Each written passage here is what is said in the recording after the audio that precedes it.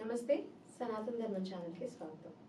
మనతో పాటుగా professor doctor Mullapudi Satyanarayana Murthy గారు ఉన్నారు. ఆయనతో మాట్లాడతాను. గురుగారు నమస్తే. నమస్కారం మా శర్వాణి గారు. గురుగారు, ఈరోజు త్రయోదశి, రేపు మధ్యాహ్నం నుంచి పౌర్ణమి వస్తుంది.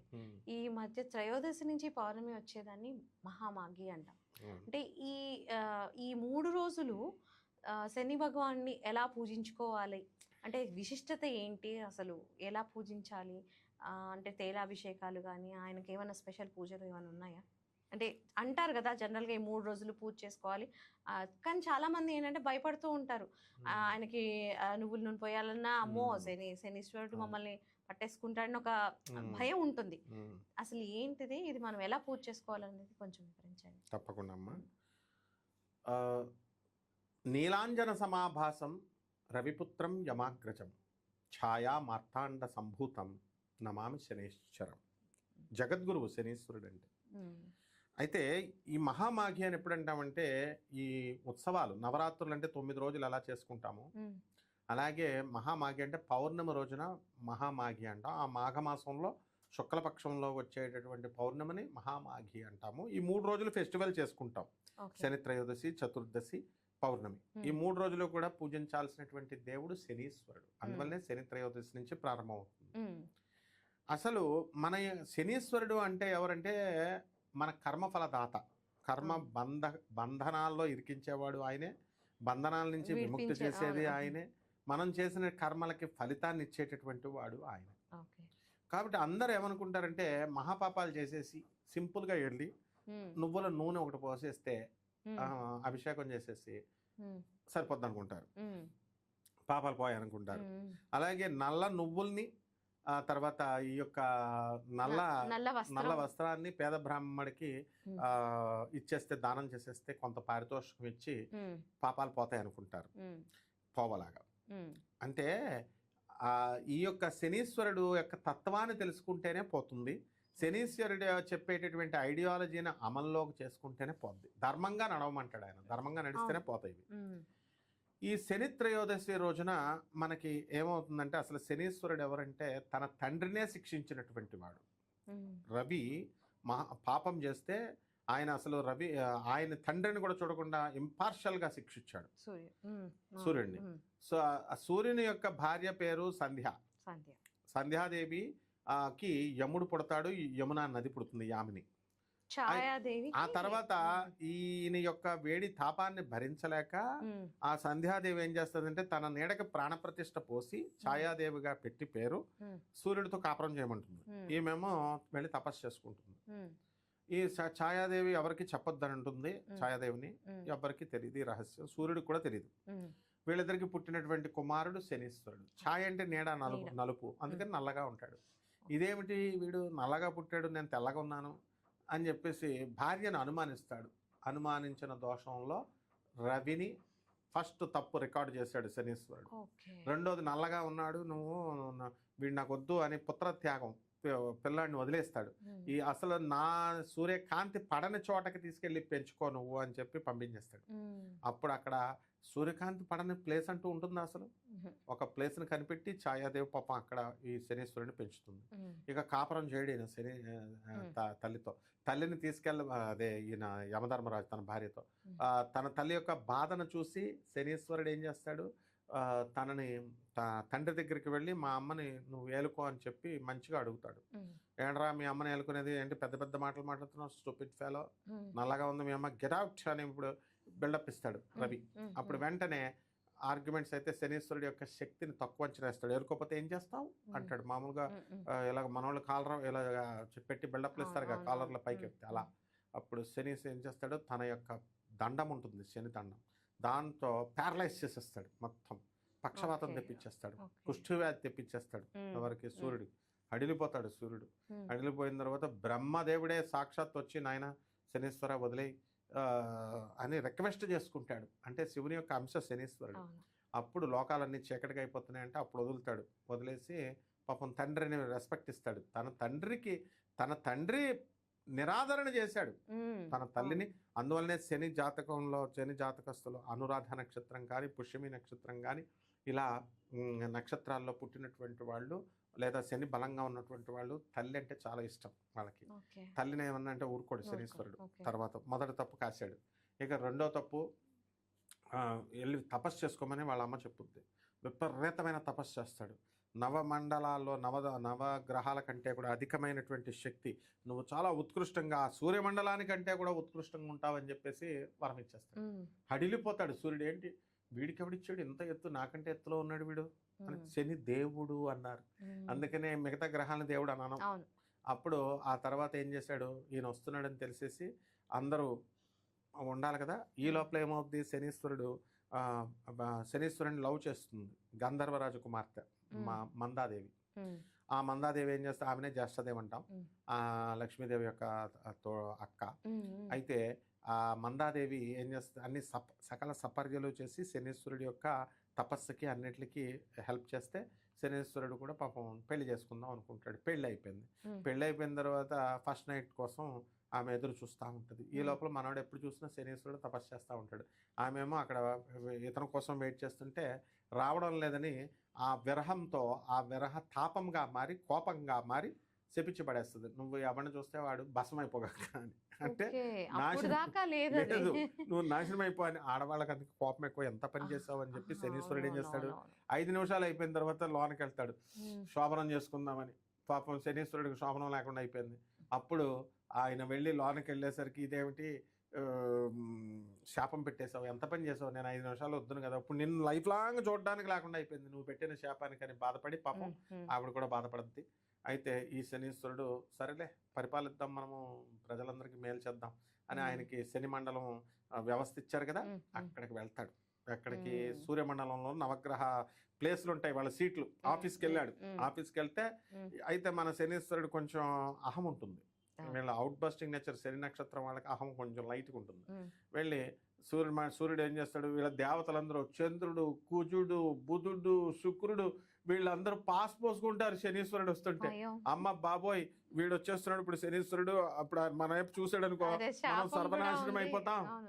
ఎవరిని క్రూర దృష్టితో ఎవరిని చూస్తే వాడు అంతే ఇంక నాశనమే. అందుకని వెళ్ళిపోయి చెట్ల వెనకాల రాళ్ళ వెనకాల దాక్కుంటారు. ఏమిటి, దేవతల గురువైన బృహస్పతి రాక్షస గురువు, అందరూ సూర్యుడికి అయితే పాస్ పడిపోద్ది కొడుకైనా సరే. సరే ఏం చేస్తాడో చూద్దామని మొండిగా ఉంటాడు. శనీశ్వరుడు వెళ్తాడు, వెళ్ళి బంగారపు కుర్చీ ఉంటుంది, దాంట్లో స్టైల్గా కూర్చోబోతాడు.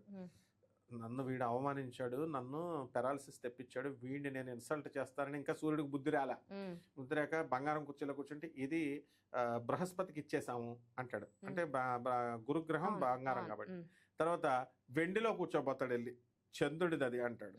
రాగిలో కూర్చోబోతాడు, అది కుజుడిది అంటాడు. ఇంకా అందరికీ అన్ని పేర్లు చెప్పి అవమానిస్తాడు. వీడిని అవమానించాలి ఏవైనా సరే అని రవి అనుకుంటాడు. అప్పుడు ఇనప కుర్చీ ఒకటి మిగిలింది, ఆ ఇనప కుర్చీలో కూర్చుంటాడు. ఇనప కుర్చీలో కూర్చునేసరికి అప్పుడేమంటాడు శనీశ్వరుడు, వీడికి మంచి తెక్క కుదిరిందని రవి అనుకుంటాడు ఇనుమని. అప్పుడు ఏమంటాడు తెలుసా, శనీశ్వరుడు దండం పట్టుకొని, ఈ ఇనుముకి కలియుగంలో ఈ ఇనుముకి నేను రేటు పెంచేస్తానన్నాడు. పిచ్చోళ్ళు మన వాళ్ళు అంతా బంగారం షాపులకి వెళ్ళి బంగారం కొనుక్కుంటున్నారు, అవన్నీ రేటు డమాల్ అయిపోతాయి. శనీశ్వరుడు ఎప్పుడో చెప్పాడు, వీరబ్రహ్మేంద్ర స్వాముల వారు ఎప్పుడో చెప్పారు, బంగారం రేటు పడిపోద్ది, వెండి పడిపోద్ది. ఇవన్నీ ఏమిట్రా అంటే ఐరన్. అందువల్లే ఇనప వ్యాపారం చేసేవాళ్ళు అపర కుబేర్లు అయిపోతారు. చూడు, టాటా రతన్ టాటా స్టీల్స్ వీళ్ళంతా.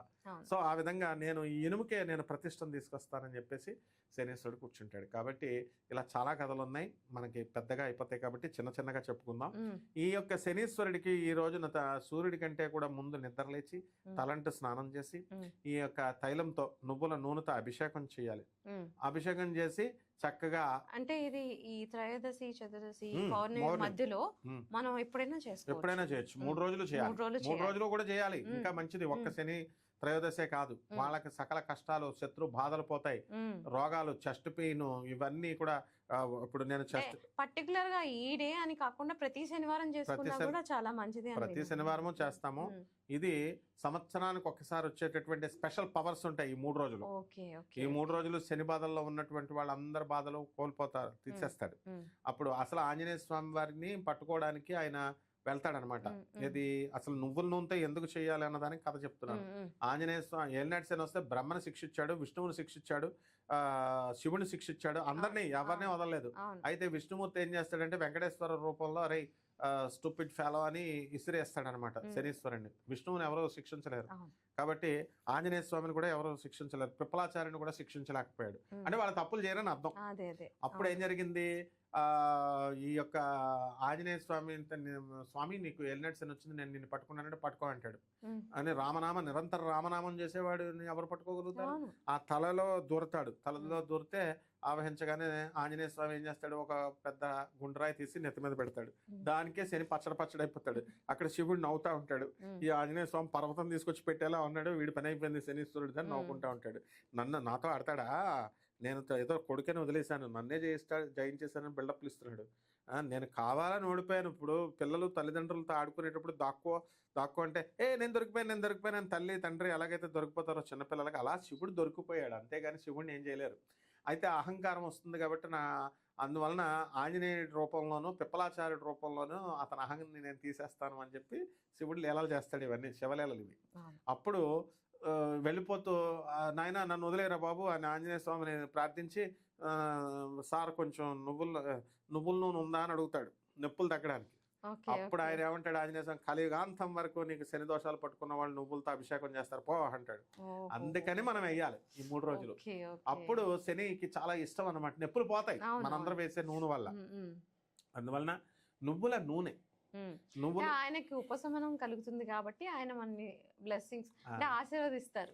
దాని వల్ల మనకి మంచి ఎఫెక్ట్ ఉంటుంది. అంతేకాకుండా ఇది మాఘమాసం అనేటటువంటి చలికాలంలో వస్తుంది. ఆ చలికాలంలో మనము ఆయిల్ ఫుడ్ తినాలి. ఫ్యాట్స్ ఆయిల్ ఎందుకు తాగాలి అంటే బాడీలో వేడిని పుట్టించేది. బాడీలో వేడి లేకపోతే వాడేం చేస్తాడు? ఇప్పుడు పెళ్లి చేసేటప్పుడు కూడా వాడికి ఫైర్ ఉందా అంటారు. ఎందుకు? వాడిలో పురుషత్వం ఉందా, వాడికి వేడి ఉందా అంటారు. వాడు లేకపోతే కాపురం చేయలేడు వాడు. అలాగే ఏదన్నా సాధించాలి, వ్యాపారం సాధించాలి, కసి ఉండాలి, ఫైర్ ఉండాలి. ఆ ఫైర్ ని పుట్టించేదే శని, ఆయిల్ అండ్ ఫ్యాట్స్. అందుకనే నువ్వుల నూనె ఇది చేసి ఆ నువ్వుల ఉండల్ని ఇది చేసినప్పుడు అవి నోట్లోకి తింటే మనకి బలం వేడి పుడుతుంది. అందుకోసం శనీశ్వరుడికి ఇలా చేయాలి. నల్లని పుష్పాలని నీలం పుష్పాలు ఇచ్చుకోవచ్చు. అలాగే నువ్వుల్ని నల్ల నువ్వుల్ని నల్లని వస్త్రాన్ని పేద బ్రాహ్మణికి అధిక పారితోషికం ఇస్తేనే కానీ వాళ్ళు తీసుకోవట్లేదు. వీడు 100 ఇచ్చేసి శని దోషంతో పోగొట్టేసుకోవాలని చూస్తున్నాడు. ఇది దొరికిందే ఛాన్స్ ఆ పంతులు కూడా 500 ఇస్తావు 1000 ఇస్తామని వాళ్ళు డిమాండ్ పెడుతున్నారు. కాబట్టి ఈ నిజానికి మనం ఎలా ప్రేమతో ఇవ్వాలి, ఎక్కువ ఇవ్వాలి పోన్లే పురోహితుడు అని చెప్పి అలా ఇస్తే వాళ్ళకి సరిపోతుందమ్మా. మనస్ఫూర్తిగా ఇవ్వాలి. ఇలా చేసుకుంటే సరిపోతుంది. 3 రోజుల్లో మహామాగిలో శనీశ్వరుడు జగద్గురు అనే భావంతో చేయాలి. అంతేగాని శనీశ్వరుని ముట్టుకోకూడదు. నవగ్రహాలు చేస్తే శనీశ్వరుడికి నువ్వుల నూనె పోసిన తర్వాత కాళ్ళు కడుక్కోవాలి. ఏంటిది? శనీశ్వరుడు అంటే ఏమనుకుంటున్నారు?